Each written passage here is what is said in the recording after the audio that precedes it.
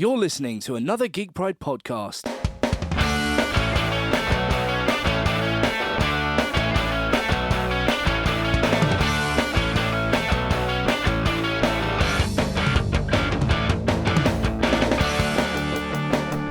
Hey everybody, Matt Geary for Geek Pride and the Geek Pride cast, and I'm here with my good friend Dave Foy. Hello, how's it going? Yeah, man. Over here in Manchester, visiting your homeboy. Oh, yeah. It's good to be back. It's been a while. For all of you who don't know Dave, he does certain blogs for us. He does a lot of the stuff in Belfast for the conventions and things. One of the blogs you may have heard of is Dave's Cultomania. Cultomania, yeah. Yeah, something you should definitely check out on the website. Tell us about Cultomania, Dave. Cultomania is essentially a blog about my love of terrible films. I am responsible for the 5,000 word plus blogs, articles that no one really reads, but I enjoy writing them. Covering a lot of different bases, mostly bad horror films, exploitation, 70s and 80s movies. My next article, which is probably due up this week, is going to be around movies starring famous wrestlers from the 80s, so that's one to look out for. That'll be good. Enjoy. Yeah. Okay, so as we always do, each week, and now this is our third episode of our old podcast but revamped, we're going to do a bit of a news piece. So Dave, what's your news for us? What do you got? Well, first of all, we're talking about obviously Mark Hamill's birthday. Hooray! Happy birthday, Mark. Yeah. What can I say? The elder statesman of the Star Wars universe. Well, yeah, it's great to see. Looking forward to seeing more of his character, obviously, in episode 8. How much screen time do you think? Do you reckon he's going to be a sort of Obi-Wan sort of character, and it's going to be? Oh, they have to. I mean, obviously the closing scenes of episode 7 is obviously playing up on that. That you're going to look at his relationship then, with the other characters and so on. Do you think that in episode 8 they'll go along the lines of Empire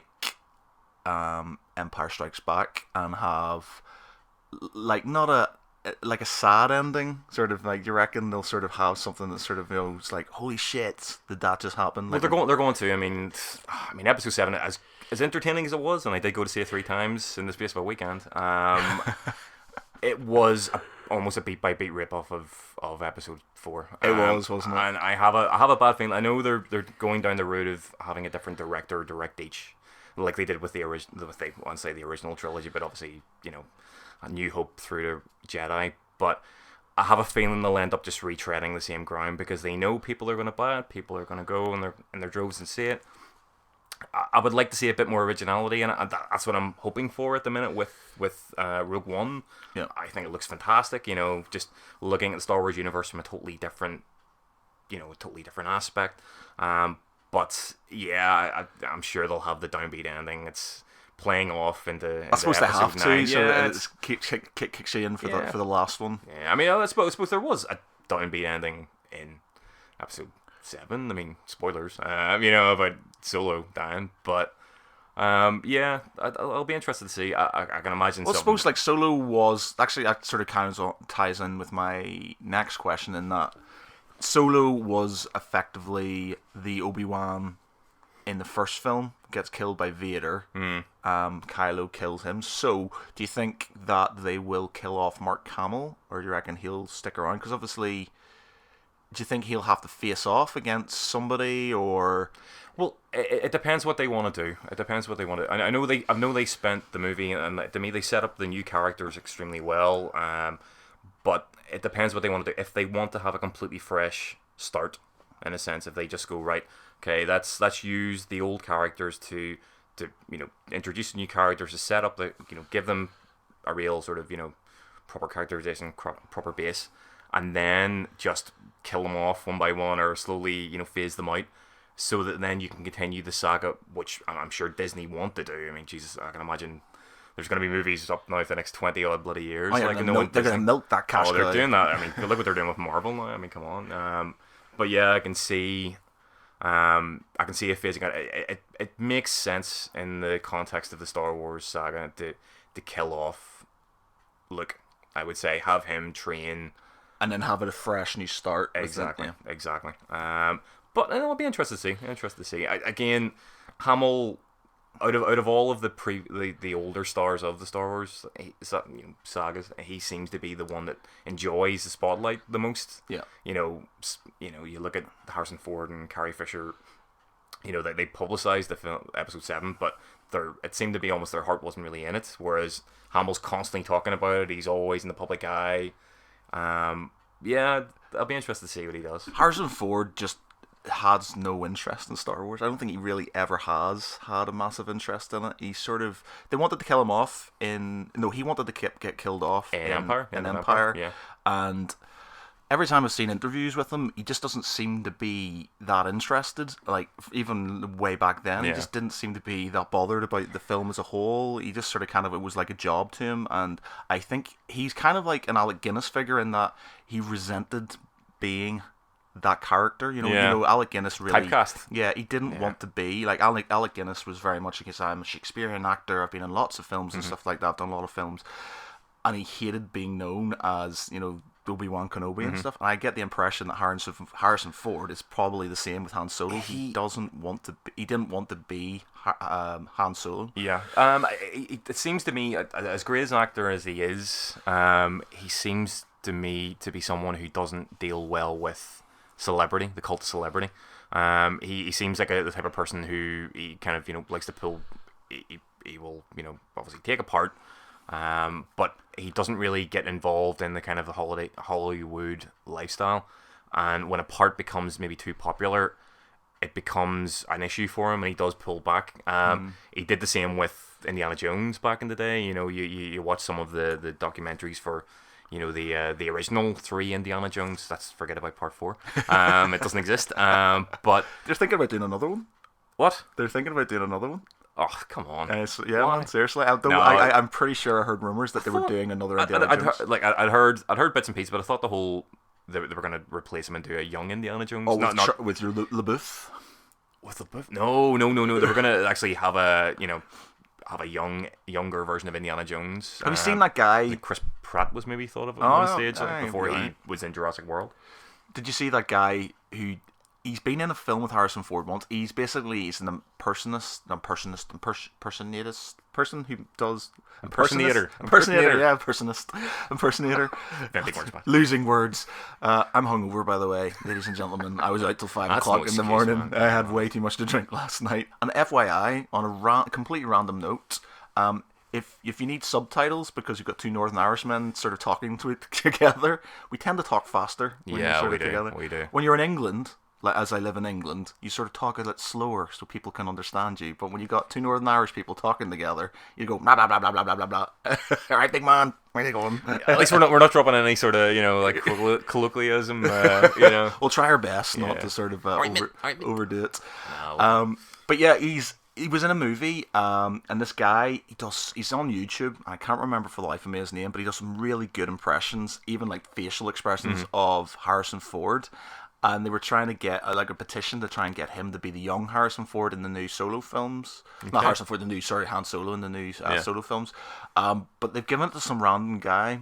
Again, name escapes me at this moment. I'm exactly the same. It seemed to be one of those parts that every young actor in Hollywood was rumored to be auditioning for, and it's an unknown. To me, he doesn't even really look that much like him. Yeah, it's a bit weird. Like Harrison Ford at all, but I suppose depending on how you carry yourself in the role, how your characterization, how you play it off, how confident you are, it could be grand. I don't really like, to be honest, I'm not too interested in any of the supposed origin movies that they're proposing at the moment. Yeah, there's obviously there's the Solo one. They're thinking about Boba Fett at some point in time. Which is a mistake. Do you reckon? Yeah. Everybody wants a Boba Fett film though. Why? Because for some reason he's like I don't understand, right? For everybody has this thing that Boba Fett is the coolest character in the Star Wars universe, which I think is now being taken over by TR-8R. Well, yeah, but as traitor, he's the coolest guy. But it seems to be Boba Fett, other than standing there and being sort of cool and quiet and saying a few lines. He didn't really do very much, did he? No, He other than not catch Luke. Yeah, and then fall into Sarlacc, Yeah. And I know there's all these like fan stories about him crawling out of Sarlacc and like escaping, and no, I doubt he did. And there's been official canon to say that he did escape, but no, I just think he was useless and just he's not even my favorite bounty hunter from Star Wars. Oh, he's your favorite bounty hunter? Bosk. Bosk. All day long. You know the guy? Big lizard guy just groils at some random Imperial officer. It's great. This is really bad. I'm really the names today are completely escaping me, so apologies again. But we were at a convention. You can Google. I'll Google him. You'll Google me. Go for him. We were at a convention and we were talking to one of the guys who played the guy who played Bosk. And he played a lot of the other characters in it as well. And he was saying that in the Carbonite, when Han Solo's, it's just Harrison Ford's face. The rest of the body is the guy who played Bosk. Oh, really? Yeah. Oh, okay. So okay. It's like the Carbonite Han Solo is literally just Harrison Ford's head, and the rest of it, the hands, the body. That's. I suppose that makes sense. I can't imagine a cantankerous old. Well, not old at the time, but. Cranky guy like Harrison Ford wanted to have a full-on body cast. I can imagine. Yeah. So just cast my face. And a lot of them just sort of did random bits. So like apparently like in Bespin, Cloud City, they a bunch of them sort of kind of do Imperial officers. This is so bad. Alan Harris. There you go. Was and hello, a load of them sort of play sort of extra characters, because that's what they did and stuff. But I thought it was really good. And he was saying, it's like, I'm the body in Carbonite, and I was like, no way, that's amazing, that's quality. Yeah, exactly. It's someone you can tell the grandkids. Anyway. Yeah. I'm sure. I mean, I'd be honest. As much as I do love going to conventions, and I suppose we could probably talk about the lack of conventions in Northern Ireland, or the fact that it is getting better, but it is quite funny when you go to a convention. I'm not going to name names. But when you go to a convention and essentially it's, you're looking at the guest stars who are there, and, amongst the David Prowse of the world and, the Jeremy Bulloch, who are awesome, by the way, there is some random guy sitting there who, just because he played, third Stormtrooper on the left. Do you know what? There's people who collect. There's one of my good friends, James Cox. He's one of the guys who rebuilt Lars Homestead in Tunisia. Him and his mates all went across and they redid it.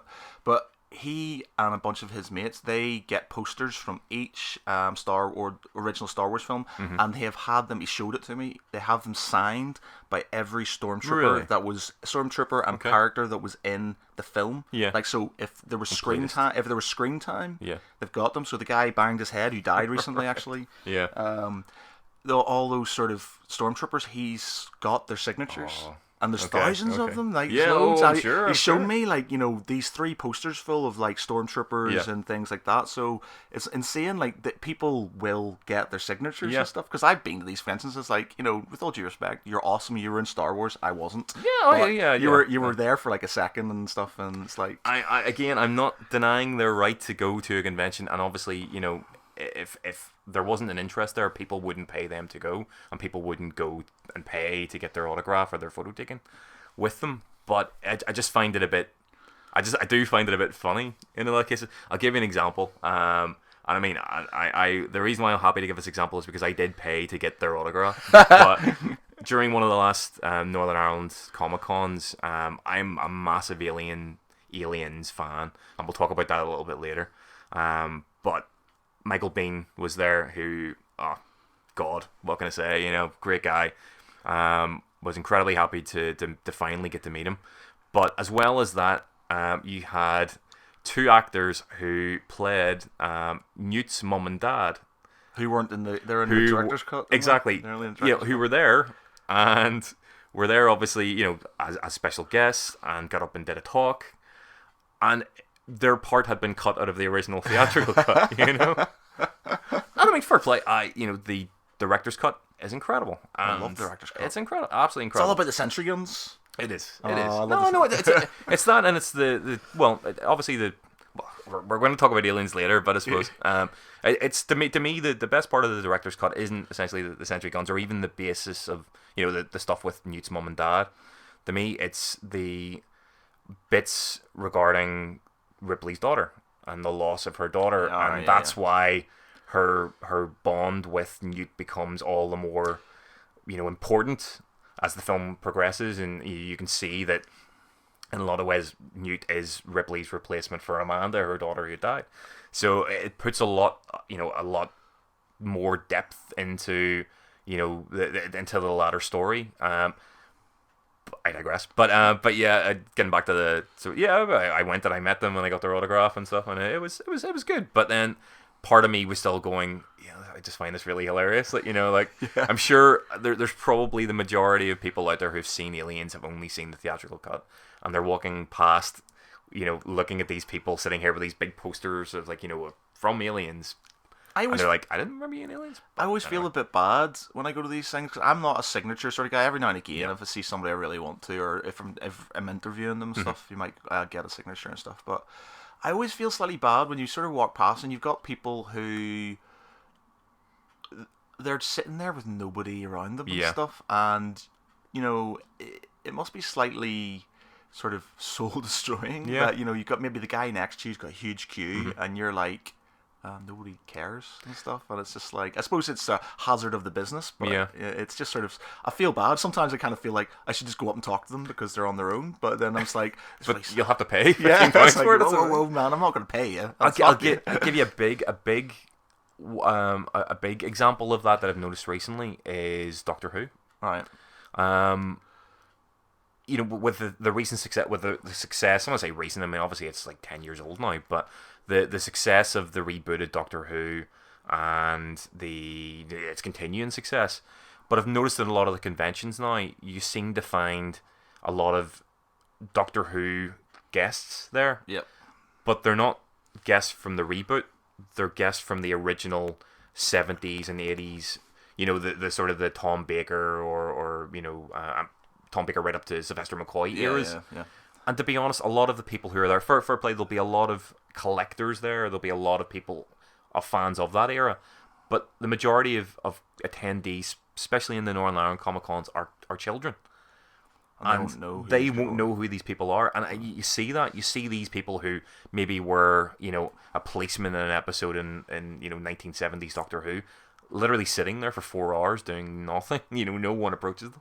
And yet it must be just harsh, but I suppose you get paid for it anyway. Well, that's the thing. Some of them don't. Some of them, it depends. If you're a bigger star, from what I know, from people I know who've organised them, is some of them have retainers where basically they get X amount of money for turning up, and then they get whatever they earn on signatures. Some of them literally just get whatever signatures they get on things, on these things. So if they're smaller stars, literally will just be a case.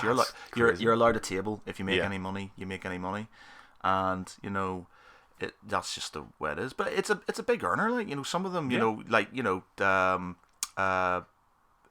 God, what is with being names today? Baker, fucking hell. He's obviously died recently and stuff, but him and Prowse and stuff, they spent their lives, and Prowse is still powering through, doing conventions all over the place. It's slightly sad to see him as he is. He's now. Almost diminishing in a sense. He's kind of like slowly fading away. If you're going to the conventions and he's there every year, you're seeing seeing that. I interviewed him. I interviewed him last year, and it was like proper sort of fanboying. I was like, I'm talking to Darth Vader, the Green Cross Code man and stuff, and I was like proper didn't know what to say half the time, and I was just like, I think you're awesome. Oh, you're really good. What can you say? Yeah, the guy is a legend. What can you say? But he had so many good stories. It was really good and stuff. Talking about that, there is a chap we know, Mr. Wilding, who plays a wildling in Game of Thrones, and he also plays the blue guy in what's it called? Galaxy. Seriously, this hangover is just not good for my names or titles. This is going to be a great anything, or anything. Guardians of the Galaxy. Guardians of the Galaxy. The blue guy in the prison. Oh yeah, Spencer Wilding, the guy's name is. Yeah, he does him, and he does a lot of. Basically, if you need a big, tall butch guy and stuff. He's playing he's playing Darth Vader. He's doing Darth Vader. Really? Yeah, yeah. Oh, okay. And we've interviewed him as well. Last year, about this time last year and stuff. He's an awesome guy, but he's playing Darth Vader, and I was like, wow, you could dine off that shit forever. Genuinely cannot wait to see Rogue One. I honestly, I am actually more excited for Rogue One than I was for Episode 7. Yeah, genuinely, because it's something different, and I saw seeing that sort of scene where the AT-ATs are literally coming, over the water and the beach and stuff. And you're just like, incredible. That's immense. It's a war film. It's what I wanted to see for years. I love the original Star Wars films. The prequels, as terrible as they are, they're still watchable. There's still moments of them that are still entertaining enough. Yeah. But I'm kind of done with the whole Jedi.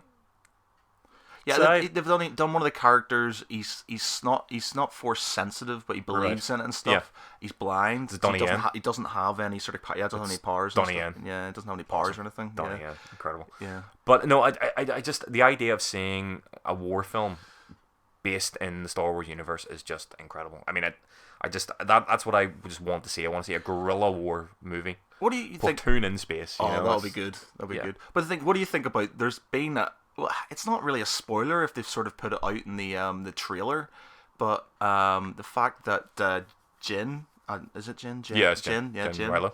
Yeah, that her dad is the commander of the guy who's constructing the Death Star. Is her dad? It's not Ben Mendelsohn, is it? It's not Ben Mendelsohn, who I think a lot of people at one stage had thought was Peter Cushing. Oh right, yeah, it's Grand Moff Tarkin. Yeah. But he's not. Apparently, he's a different. Yeah, he's a different guy. But that's it. So it's going to be like this whole teenage girl. Is this Mad Mikkelsen's character? Yeah, I know. Yeah. I've tried as excited I am for it. I've tried to stay away from as many sort of spoilers. Have I just ruined it? No, I'm not a spoiler sort of guy. That doesn't really bother me. But I just don't read. If there's a film or a TV show, I'm not one. I don't avoid Twitter. I mean, you're always going to get something spoiled. But I will just try to just avoid bits and pieces. But no, I can, yeah. I don't know. It's tying them all in together, I suppose. Why not just have why do they need to have these kind of undercurrent these? I just think if it is true, and part of me hopes it's Yeah. not, but I think it is. But it's like I just don't having rebellious teenage girl goes against daddy. It's just like, you can't do that. This was a rebellion. Yeah, and it's like, come on, man. Yeah. So it's like fucking hell. Anyway, we've been talking about Star Wars for about 27 minutes now. Don't get me started on aliens. Jesus is gonna get worse, man. Yeah. So, happy birthday, Mark. Happy birthday, Mark. Happy birthday, Mark. Looking forward to seeing you in episode 8. So we'll move on swiftly. More news. You were talking about, obviously, there's the new PlayStation coming out, Yes. the 4K one, and the Project Scorpio. I think is the code name for the new Xbox that's coming out. 2017. Well, see, this is going to upset me because I've just blocked. The Xbox One hasn't been out that long. How long was the Xbox One came out? That's 2013. 2013. If they bring out another one with it's just going to be annoying because it totally is. That's the reason why I mentioned it to you earlier on. I have a PS4. Love my PS4. I continue to buy games for it. The games look awesome. I just don't get this whole rush now. I know it is the consoles attempting to keep up with PC gaming, and the power that PC gaming has. But it almost seems as though instead of trying to improve the overall gaming experience, as they try to claim, for the consumer, it seems to be it's more about shifting. Well, in the case of the PS4, it's trying to shift 2K or 4K TVs. Well, yeah, I think that is. It's just Sony's attempt at trying to this is the next thing. Go on. It's like 3D TVs.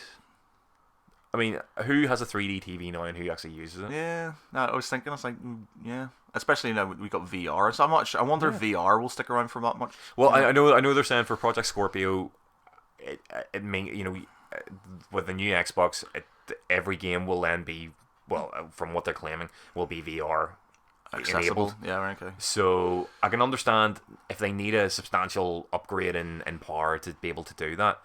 Fair play, but at the same time, I think it is a bit too soon in the lives of this console generation to be going, right, come on, here's an upgrade that you have to buy now. Yeah. You know, I mean, you look at the other generations. There's always been new versions coming out, but normally it's not to say a downgrade, but it's more in terms of actually making it a more compact version and a cheaper version, so more people can buy it.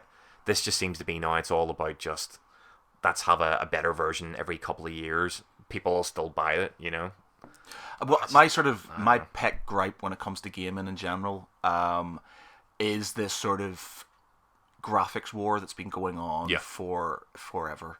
And gameplay, like you said, as much as it's talked about, it's doing this and we're doing this with the AI and things like that. It's not. It's about making a game look sweet, and then secondary is the gameplay. And me personally, like Minecraft is a prime example of good gameplay, with shit graphics, but they've done it so you can literally immerse yourself into that world and stuff like that.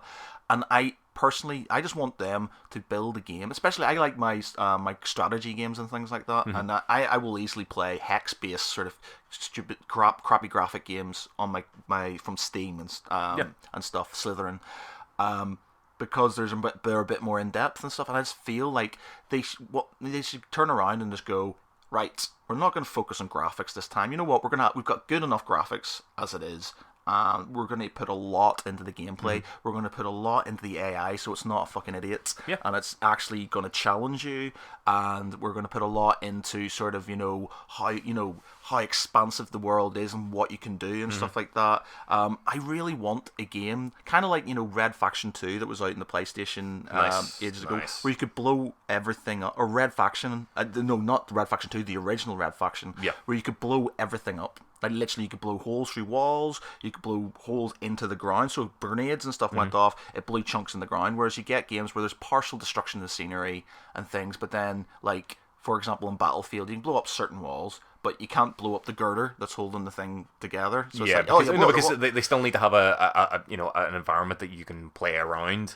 Whereas I think if you're able to absolutely destroy everything, you're not going to be able to have the same sort of spawn points. It maybe just I know, but do you not think that'll make it more dynamic? Because you're going to have a lot. You want to have a dynamic Battlefield, and especially in FP, in first person shooters, you want to be able to have, it to be as immersive and as as possible. And I mean, Destructive Battlefield is part of that. I mean, I always remember, I think Battlefield 3 or Battlefield 4, one of them coming out, and it was sold specifically on this trailer that had a building collapsing around the people that was there, and they made such a big deal out of it. But then, was it in the actual final game? No. Yeah, that's just that's it. Well, it's like I think where you can get craters and you can get into the craters, you can blow buildings up. Fine, people are just going to run around and blow shit out of everything and stuff. And I appreciate that might actually have a lot of graphic issues in itself. How much taxing it's going to be on your GPU, but if you're reducing the graphics slightly just so you can increase the gameplay,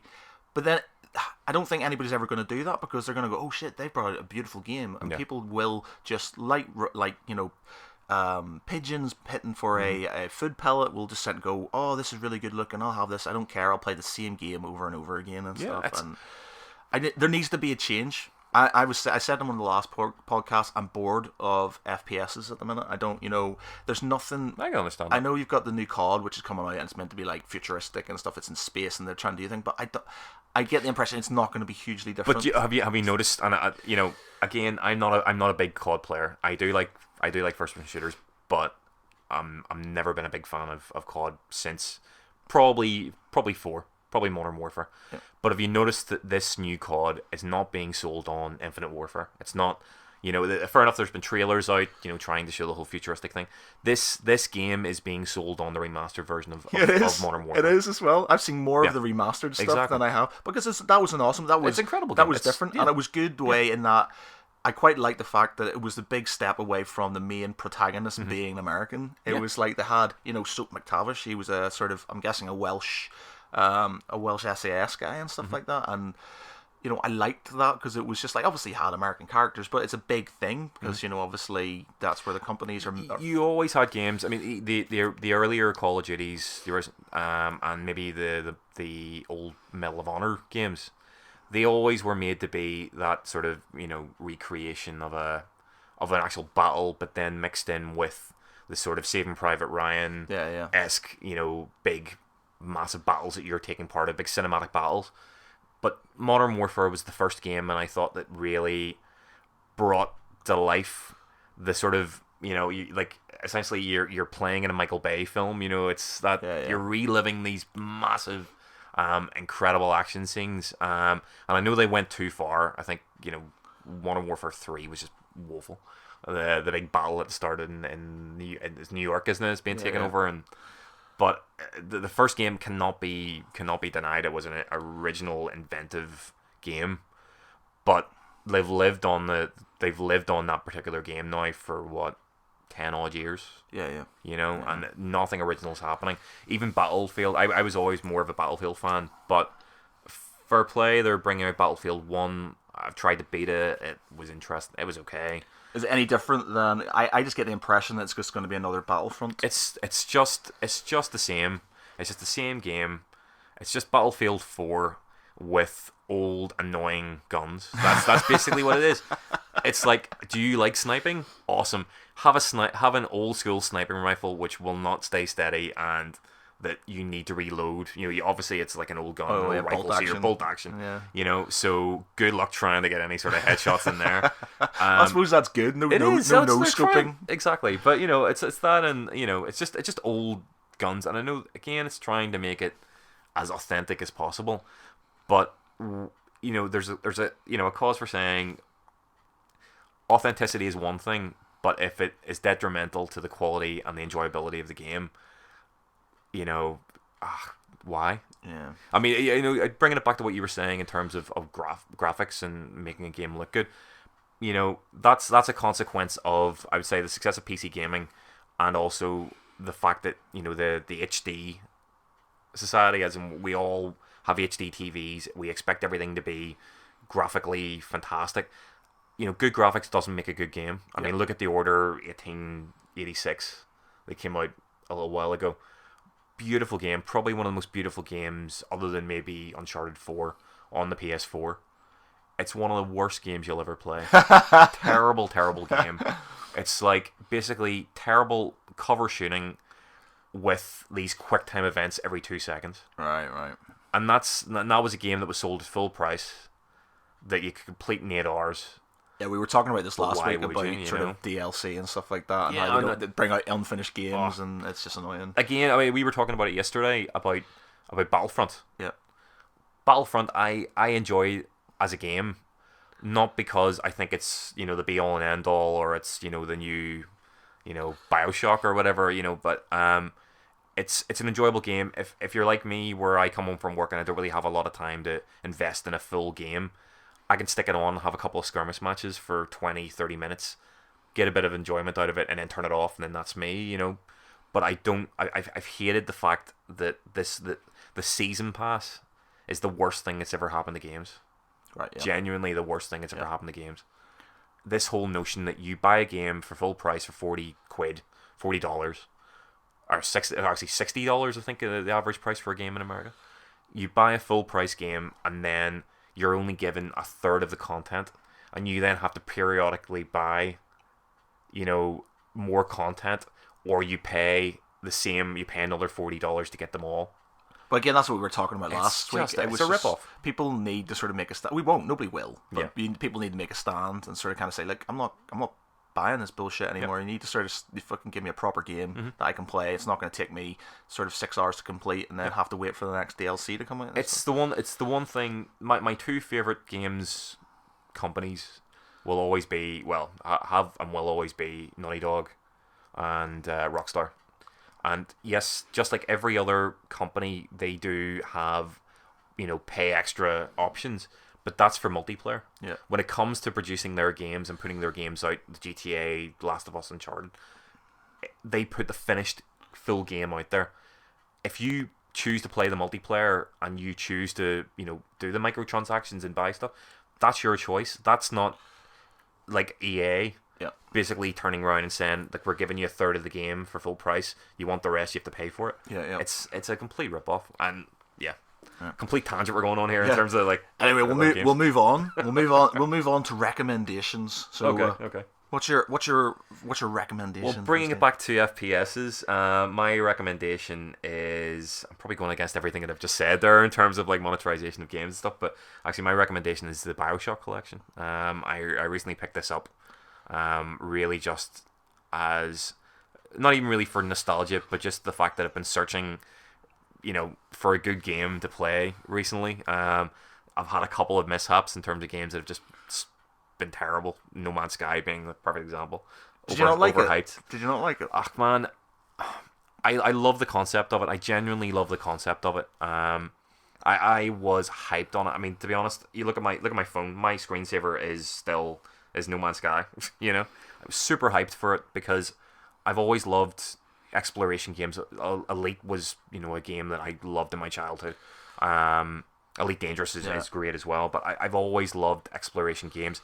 When I play stuff like GTA or Red Dead Redemption, which probably is my favorite game of all time, a lot of it is my exploration, is going around and exploring, or Far Cry is another example as well. A lot of it I don't play the actual main game. I want to go and explore, and I want to search out for different scenarios that happen when you travel around. So the idea of an exploration game where, for science geek like me, to go to multitude of planets sounded amazing. It's the execution. It's just repetitive. It is, people have described it as Minecraft in space, but at least with Minecraft you can actually you can build stuff. Yeah. With this, I think of I played it for like 2 days, and I think I've moved to like 3 planets, and I just got bored, genuinely bored. It's just a really limited experience. It's less of an exploration piece, and it's more of a stock taking game, because essentially you have a limited amount of slots for both on your ship and in terms of on yourself, on which you can collect items, and you're constantly having to manage the items that you have, to look after your oxygen levels and your suit's power, and it just becomes just a soulless, joyless exercise. That's generally what I've heard with people have just like been super hyped and then just went, what the fuck is this? So to be honest, I found myself actually going back and playing a lot of older games. Myself and my girlfriend, she's also a gamer, she plays a lot of sort of PS1 and PS2 games, and we would go and we would try and pick up any sort of the classic games for that. But I would go back and I would replay Mass Effect, or the old Rockstar games, Red Dead or GTA. But BioShock has always been a game that I've adored. The first game is just there's a new Red Dead coming out. I do. It'll be the third one, because there was Red Dead Revolver. Red Dead Revolver was the first. Yeah, first which one. I've never actually played, to be honest. Really, again, when I used to be a PlayStation man back in the day before I saw the light of the Xbox. Well, see, I was always PlayStation right up to PS3, and then I switched to 360 at that time, just in terms of I needed a change. Whereas now I've gone back to PlayStation, because I know just the Xbox. Traitor! That's just me. I'll get an Xbox One on one stage. I'm not getting a Scorpio one. But no, BioShock is just a game. When I saw the collection was coming out, I was really excited, because it's been a while since I purposely haven't played them in a while. When I got rid of my I traded in a lot of my old Xbox 360 games, and it was one of the ones that I got rid of the 3. So I really wanted to go back and play them on not even in terms of new gen. That's not really the point. It's really just to kind of go back and experience it again.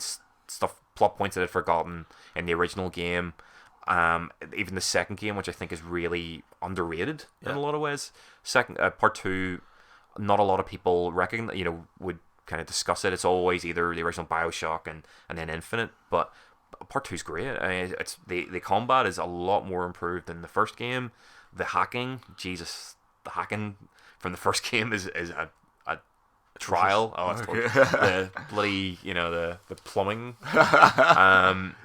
And then Infinite, which is just an incredible story. I love the ending. I know the ending is a bugbear for some people, but it's a first person shooter which is enjoyable to play. It's inventive. It's a great story, and great characterization. It's just something that a lot of games nowadays lack.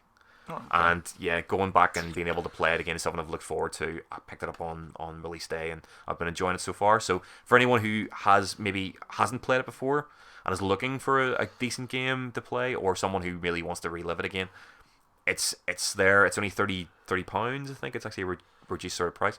Pick it up. You'll enjoy it. Cool.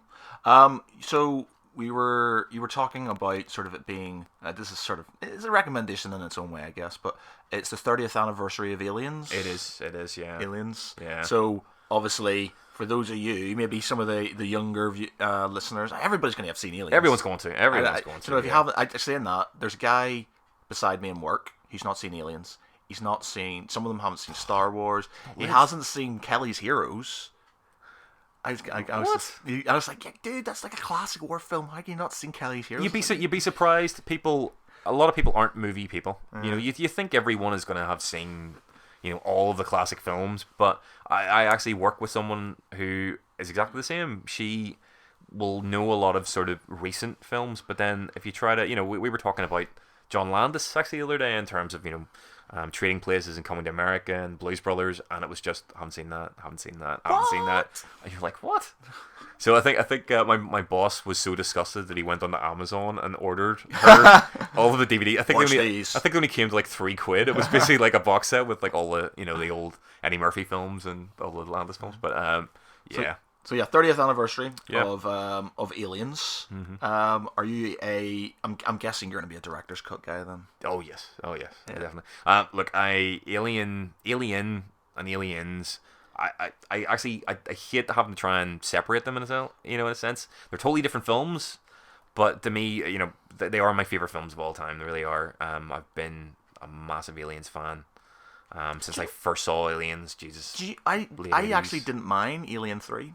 Alien 3's great. I just think it's a really underrated. Honestly, it's a really underrated incredibly film. underrated. It's very especially tense. Honestly, the director's cut is fantastic. It adds a lot more again, just like as we were talking about in terms of Aliens director's cut, it adds a lot more context into the story. I think 3 was a mess in terms of the planning of 3. Yeah. I don't say the execution was a mess because I think David Fincher did a great job with what was given to him. If you ever want to, a really interesting documentary is, if anyone has the Alien Blu-ray or the old Alien DVDs box sets, the documentary on Alien 3 is fantastic. It's a great watch.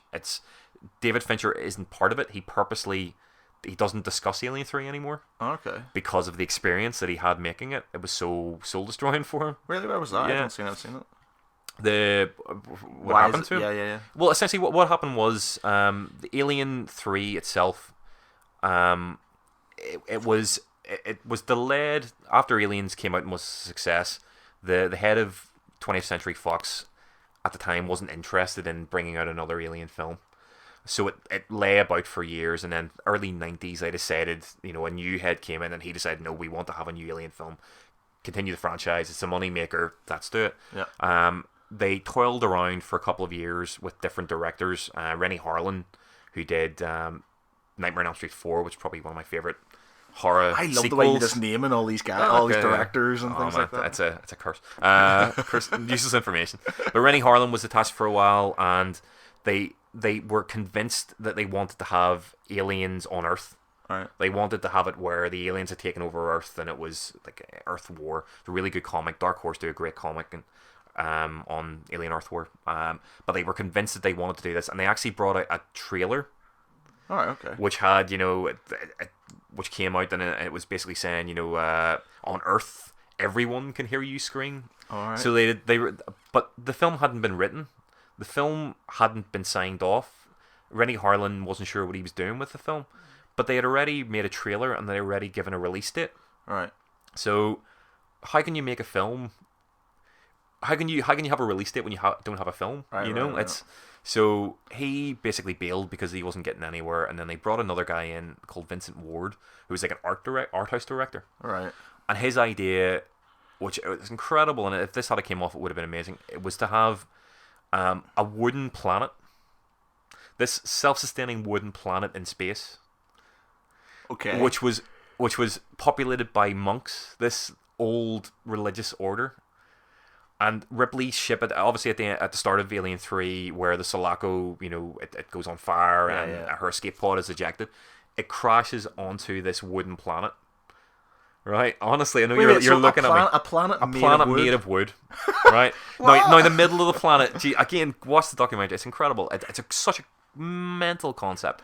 But it's this planet, which is basically like a big, mechanized, in the center of the planet is this big mechanized, self-sustaining planet that generates its own oxygen, its own water, and all that sort of stuff. Is it homemade? Is it man-made? Yeah. Oh, okay, yeah. right. So but it's like a space station in a way. Exactly. But so but built around it is this massive wooden structure. Like the whole planet is made of wood, essentially. Okay, or the outer structure is made of wood, and it's all done in like you can imagine those old time religious cathedrals. Yeah. Okay. So this religious sect owns this planet, and essentially the Sulaco escape pod with Ripley and the alien crash lands on the wooden planet. They are all taking a vow of celibacy. They don't trust women. A lot of this does appear in Alien 3, if you can remember, the convicts one. But yeah, they've all taken a vow of celibacy. They all distrust her because she's a woman. And they also think that when the alien starts to kill people, they also think that she has brought the devil. Ah, right, okay. So it's this sort of religious connotation behind it. Fantastic story. They signed off on it because they knew, such a visual director making this visually striking concept in film. But what happened was, at the last minute, they balked at the idea of this wooden planet. They didn't think people would take it seriously. So they asked him to start changing stuff. So instead of the wooden planet with the religious sect, it was going to be the old prison planet. Right. And again, he basically just buggered off. He couldn't take it anymore. They fucked up his vision, so they just decided, nah, bugger this. So they brought David Fincher in, and David Fincher was really there to turn Vincent Ward's film into a more manageable, lower budget version. So he did the whole prison planet and so on, but the script wasn't finished and it was constantly being changed. He would sign off on a concept for what the alien would look like. It was originally meant to come from a buffalo or an ox. Alright, it comes from a dog. It comes from a dog. Yeah. So they changed all of this different, and they were changing it during the making of the film. They were putting a load of pressure on him, and then after the film was made, they basically took it off and recut it without his okay or his input. So he's just disowned it. All right. He's gone on now. It's a shame. But I would say a lot of it is he didn't do it himself. But I know after the film, the original editor went in and re-edited it, and Terry Rawlings, who edited a lot of Ridley Scott's films, including the original Alien, he went in and re-edited it and added in a lot of the director's stuff that had been cut out. And again, it adds a lot more in it. It adds a lot more about the convicts and their religious order. There's a really great plot point in the middle of it in terms of where they actually do capture the alien. Okay. But one of the convicts who is disturbed lets it out. So it's there's a lot of different stuff in it. I would advise anyone who hasn't seen Alien 3 or has only really seen the original theatrical cut and has maybe dismissed it as being a shit sequel, which Alien Resurrection is. Don't get me started on that. Watch it. It's honestly a lot better than you would think. Okay. All right. Okay. We're running out of time. Yes. So before we end, we'll quickly talk about sort of the progression into the new Aliens films. Then, so obviously, Alien Covenant, or is it Aliens? Covenant? Alien Covenant. Alien Covenant, yeah. Which is going to be the the sequel to Prometheus and another prequel to the original Alien.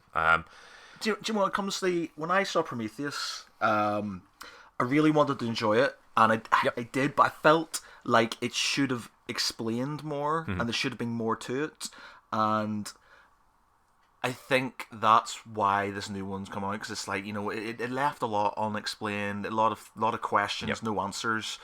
And it's annoying that it's taken so long for it to sort of kind of come out. And, I kind of wish they'd maybe done it in a two-parter if they were going to do it, or at least answered more questions. So, you originally said Prometheus was nothing to do with didn't he say it was nothing to do with the Alien sort of kind of franchise? It was. It was. All he wanted to do was, well, obviously the original film, one of the most iconic scenes is the space jockey scene. Yeah. So it's the derelict craft when they find it and they go in and they see the pilot.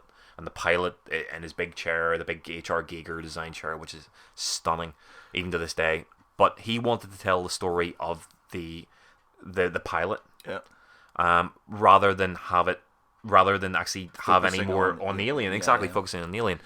So the whole thing, Ridley Scott, again, one of my favorite directors, fantastic director, but he's very much an animal. He's very much his own animal. He's always wanted to go back to Aliens, the Alien franchise, but he didn't want to actually just follow up on the beats that he did previously. So Prometheus originally was meant to be, the story of the engineers, the pilots, and it was, going to tell their story, and then it was going to lead into the original Alien. Now, I love the idea of that concept. I think it's a sound concept, and I was really looking forward to it. Again, any Alien film other than Alien Resurrection and AVP. But yeah, I was really looking forward to it. But it's probably one of the biggest examples of a missed opportunity. Yeah. In Hollywood. I was distraught when I saw it. Not because I think in its own right, if you take it as a film in its own right, it's entertaining enough. There's some really good scenes in it. The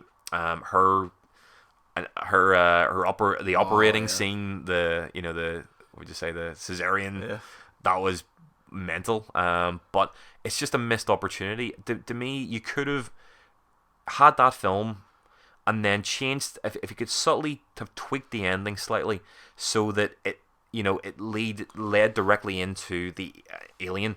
So at the end, if you've seen Prometheus, what happens is that you get the big engineer, the one last pilot who's left, and they crash the ship. It's derelict, it's on the planet, and then he chases her, and then her offspring then impregnates him. And then you have the whole thing where it bursts out, and it looks like an alien, but it's not an alien.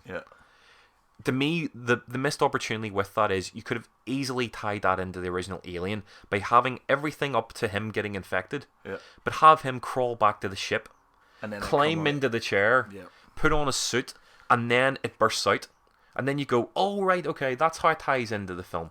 And then you could have gone on and done, the whole thing with them flying off on the other ship and the further adventures of Naomi Rapace and fair play, have that. But I just think Ridley Scott, I don't know if it was him himself or if it was pressure from the studio who decided, no, we don't want to have one prequel, we want to have loads of prequels so we can make money out of it. Let's keep it vague. Let's not actually tie it directly into Aliens. Let's have another film that does it. So I don't know whether it was one of those two factors, but what happened was then Ridley Scott, with the backlash that came from Prometheus, he shit himself. And now what's happened is he's went, right, okay, what am I going to do? Or what are we going to do to try and bring this back in so people will be interested? So what he's doing now with Covenant is a continuation from Prometheus. But he has even said himself, there's going to be the eggs, there's going to be the face hugger, there's going to be the actual alien itself is going to be in it. So they're bringing it back to what made the Alien franchise that, as opposed to, and now Prometheus is essentially just a different entity in its own right. Do you reckon that is a reaction to Blomkamp rebooting not rebooting, sort of attempting to reboot it? Carrying on from Aliens. I actually, because it was like Blomkamp's kind of gone around and said, right, we're ignoring 3, 4, and everything like that. We're going from aliens. We're going to move on from there and stuff. And Sigourney Weaver and stuff are they're on board. And then suddenly Ridley Scott's like, no, you can't do that because I'm doing this and stuff. Exactly. I mean, I wrote an article on it. If you look back, it would have been about a year ago, about Blomkamp's attempt at his new vision for Alien, which I love the sound of. I think he's one of the most inventive sci-fi directors that's out there at the moment. District 9 is fantastic. I really enjoyed Elysium. Chappie was okay if you like RoboCop meets Short Circuit. But his concept, the paintings and the photos that he released, and the different plot points that he'd sort of hinted at sounded fantastic. I'm not massively into the the whole retconning of films, and as much as I hated Resurrection, Alien 3 I think is a viable part of that franchise, and the idea of just retconning it, throwing it away just because you want to have Newt and Hicks, I'm not too fussed on. But I think he is a director who can definitely take the franchise forward. Yeah. But that's exactly what happened. He came up with this, and on his own back, it was cancelled, or the studio didn't want to continue with it. But because he sneakily released these photos on Twitter, and people reacted so positively to it, immediately the studio were like, "Oh shit, we're gonna have to do this now." Well, it's kind of like Deadpool, wasn't it? Because they they did that test footage, and everybody went, "That should happen," and it did. Yeah, and that's the power of now in terms of social media that's out there. I mean, if you look at people can do that. People can self-make their own a short movie, and then have an expanded film or a full project on that. Social media is such a viable or such an important part of movie making right now. It's how you market it. It's how you it's easier to market now through social media than it is through billboard posters or television spots. It's more viable, and it's a lot, studios put a lot more importance into that. But I just think Ridley Scott obviously has seen that there was this buzz around Blomkamp's concept, and because there was the backlash to Prometheus, he's shit himself and he's went, no, right, shut that down until at least I get this next one out. Yeah. Again, I have high hopes for it. I always do have high hopes for an Alien film that comes out, especially when Ridley Scott is involved. But if he does bring it back in line with what made his original good, the haunted house in space, make it scary, don't turn it into a fucking jump scare filled nonsense. You don't need to reinvent the wheel. The alien is one of the scariest creatures out there. Yeah. Just treat it properly, and people will flock back to it. I just think he tried to be too cute and too smart with Prometheus. It backfired, and just get back to what you do best, Ridley, please. Brilliant. Well, I think we're going to have to call it there. Your encyclopedic knowledge of all things horror film and every single director's name you seem to have sort of in your head. If we do another one of these, invite me back on. One of the articles that I want to do is my love. Well, I have a distinct love of bad horror movie sequels. We'll do one for near Halloween then. Lovely. I want to go through what my favorite and least favorite movies from like The Nightmare on Elm Street, Friday the 13th, Texas Chainsaw Massacre. Brilliant. We'll go through all those. That'll be another one. Right, cool. So, final thing before we go, we're going to be on to the hour. As always, we're running a Twitter RPG at this moment in time, which if you join us on Twitter, basically every day I put on a bit of spiel. We currently have a warrior called Jeff, who's following a dwarf called Kilbara. My name is Jeff. Yeah, Jeff. That's what the Twitter voters wanted. A guy called Jeff. Oh. He's a warrior, and he's following Kilbara, who's a dwarf, to the town of Maffinia. And they just sort of got ambushed by a goblin archer. So yeah, if you want to join in, every day there'll be a new thing up. You can vote for it. See how we move this thing forward. It's a bit of fun, so join us. Also, Dave will obviously have another blog coming up soon. What's your next one to be about?